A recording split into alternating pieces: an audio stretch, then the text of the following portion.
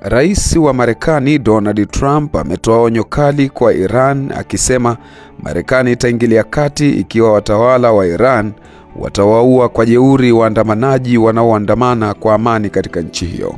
Katika ujumbe wake alioandika kwenye mtandao wa Truth Social, ameweka nukuu iliyosomeka, "Ikiwa Iran itawapiga risasi na kuwaua kwa jeuri waandamanaji wenye amani, ambayo ni desturi yao, Marekani itawakinga.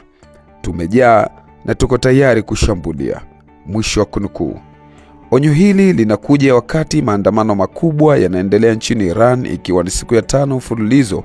Maandamano hayo yakichochewa na matatizo ya kiuchumi, ikiwemo kupanda kwa bei za bidhaa na kuporomoka kwa sarafu ya Iran. Kulingana na ripoti za vyombo vya habari vya kimataifa kama Reuters, France 24 na Iran International, angalau watu 7 wameuawa katika makabiliano kati ya waandamanaji na vikosi vya usalama. Serikali ya Iran imeahidi kusikiliza malalamiko halali ya waandamanaji hao, lakini imeonya dhidi ya machafuko yanayoweza kujitokeza kutokana na maandamano hayo.